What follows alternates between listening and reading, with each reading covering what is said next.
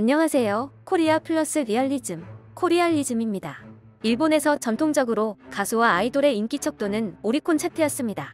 그리고 2009년을 기점으로 악수회가 음반 판매량으로 크게 이어지게 되었습니다. 일본의 악수회는 한국의 팬미팅과 팬사인회와 달리 아이돌 멤버와 직접 악수를 하는 것을 중심으로 한 행사를 말합니다. 팬과 연예인이 직접적인 스킨십이 이루어진다는 점에서 일본 특유의 아이돌 문화로 자리잡고 있습니다. 악수회 이벤트라는 개념을 널리 보급시킨 것은 일본의 아이돌 그룹 AKB48이었습니다. AKB48은 CD를 구매하면 악수회 참가권을 제공함으로써 100만 장이나 되는 앨범 판매량을 올리기도 했습니다. 처음엔 일본 내 다른 아이돌들은 악수회를 저렴한 상술이라며 비판하였지만 결국 AKB의 앨범 판매량을 지켜보면서 그 후 일본의 여러 아이돌 그룹들이 똑같은 악수회를 도입하였습니다. 앨범을 아무리 많이 사도 운이 없으면 팬사인회에 당첨되지 않을 수 있을 정도의 엄청난 경쟁률 덕분에 앨범 판매량에 크게 기여하고 있는 것입니다. 이러한 비즈니스를 원조 아이돌의 이름을 따 AKB 상법이라고 불리우고 있습니다. 그렇지만 현대 들어 CD 판매만으로 실제 가요시장의 인기 척도를 반영하기는 한계가 있을 수밖에 없게 되었습니다. 일본 내 음악 인기를 가늠하는 기준이 오리콘에서 빌보드 차트로 바뀐 것입니다. 오리콘이 2018년 말까지 CD 매출만 순위를 기록한 데 비해 빌보드는 CD 판매뿐 아니라 음원 다운로드 판매, 스트리밍 서비스, 동영상 재생수 등 복합적인 지표로 차트를 구성하는 등 여러 요소를 고려하기 때문입니다. 결국 오리콘 차트는 악수회를 중심으로 한 가수들의 그들만의 차트가 돼버리고 말았습니다. 실제로 2017년 당시 차트를 살펴보면 오리콘의 상위권은 AKB48과 아라시 등이지만 빌보드 차트를 보면 실제 인기가 반영된 트와이스 등이 기록하는 등 전혀 상반된 순위를 보여주기도 했습니다. 이제는 일본 내 지상파 TV를 비롯한 많은 언론 또한 2010년대 중기 무렵부터 오리콘에서 빌보드로 전환하기 시작했습니다. 오리콘에서는 상위에 오는 것이 AKB나 자니즈, 애니메이션 송뿐이 되어버렸기 때문입니다. 악수회를 위해 음반을 구입하는 핵심 팬들의 열의가 랭킹에 강하게 반영되는 오리콘은 음악 매체가 다양화되면서 음악의 인기를 가늠하는 기준으로는 기능이 상실되어 AKB 상법이 결국 역사와 전통을 자랑하는 오리콘 차트를 사망하게 만든 것입니다.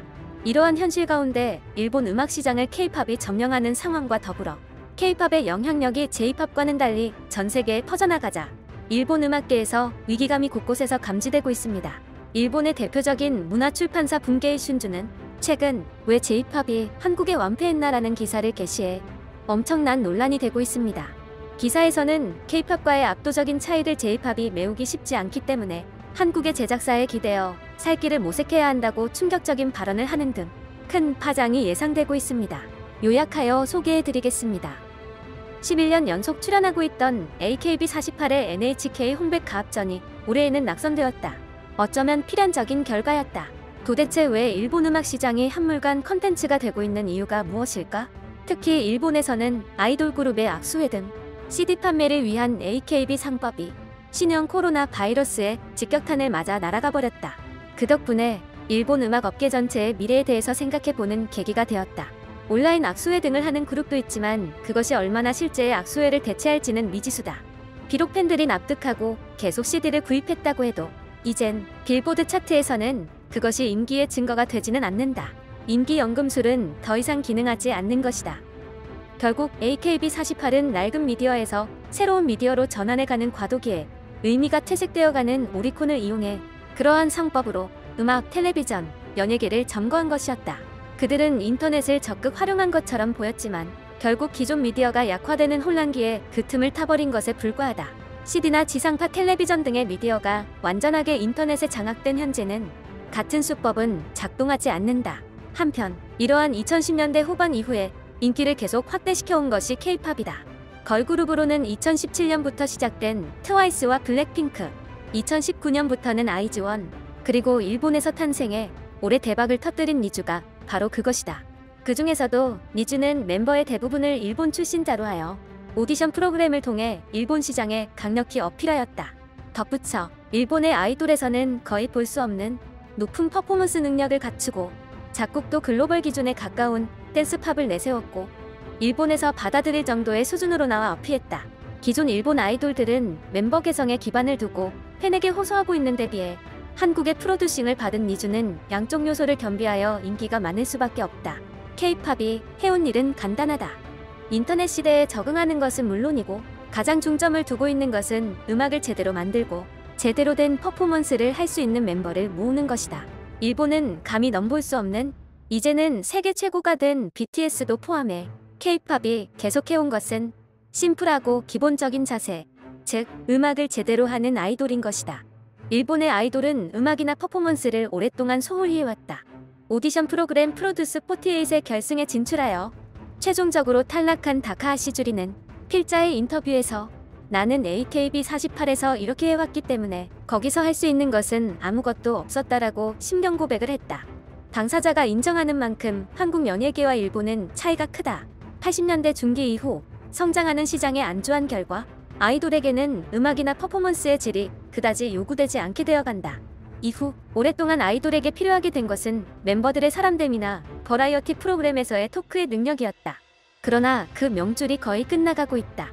K-팝이 거친 파도같이 밀려오고 있기 때문이다. 이미 트와이스와 블랙핑크의 인기는 여성 팬들을 타깃으로 했던 페어리즈와 이걸스를 종식으로 몰고 갔다. 이어 니주는 온실 같은 공간에서 경쟁하던 일본의 아이돌 시장을 한순간에 변모시켰다. 내전 상태였던 일본의 아이돌 전국 시대는 한국에서 온 함선의 대포 한 방에 날아가 버렸다.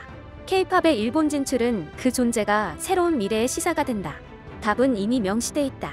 글로벌 마켓에 적응할 수 있는 음악을 잘 만들어 멤버들은 제대로 된 퍼포먼스를 하는 것뿐이다. K-팝이 20년에 걸쳐 쌓아온 것을 하루아침에 깨지 못할 것이다. 과연 K-팝과의 압도적인 차이를 J-팝이 메울 수 있을까? K-팝의 기세는 아이돌뿐 아니라 다른 일본의 음악계 프로덕션에도 타격을 주고 있다. 악수회가 당분간 진행되지 않고 CD가 지금 이상으로 팔릴 일이 없는 가운데 일본의 음악업계는 업태의 근본적인 전환이 요구되고 있다. 그러나 한국의 수십 년의 노하우를 관행이 뿌리 깊게 박힌 일본이 갑작스럽게 따라할 수가 없다. 결국 2020년대 일본 음악업계란 2000년대에 시작된 도핑의 부작용과 싸우는 시대다. 소니 뮤직은 K-팝 대기업의 JYP 엔터테인먼트와도 손을 잡고 니주를 대성공시키고 있다. 요시모토 흥업은 한국 최대 제작사인 CJ사나 엠넷과 손잡고 아이돌 그룹을 성공시키고 있다. K-팝의 도움을 받는 일본의 음반회사나 제작회사만이 2020년대에 살아남을 수 있을지도 모른다. 한국 음악 프로그램을 보면 분명 노래도 춤도 다 잘 추지만 줄줄이 비슷한 그룹이 나오고 곡도 비슷해서 의외로 금방 질리는 것도 사실이지. 딱히 코로나가 아니어도 한물가긴 했었지. 가속화시킨 건 부인할 수 없지만 일본 음악업계는 오랫동안 교착 상태에 있었죠. 일본도 국외로 시장을 넓히려고 했는데 그러지 못하고 있어요. 일본도 지금의 K-팝만큼 세계에서 활약할 수 있었을 거예요. 그게 안 된 이유를 솔직하게 되돌아보며 업계를 재검토했으면 합니다.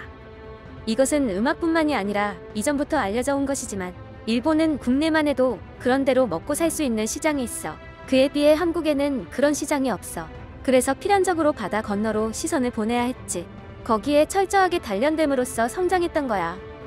이처럼 엔터테인먼트계 전문가의 소신 발언에도 불구하고 일본 내에서는 여전히 K-팝을 인정하지 않으려는 많은 네티즌들과 시장의 규모를 비교하는 반응 등 자기 합리화를 반복하고 있는 상황입니다. 여러분들은 어떻게 생각하시나요? 댓글로 의견들을 남겨주세요. 구독과 좋아요는 큰 힘이 됩니다.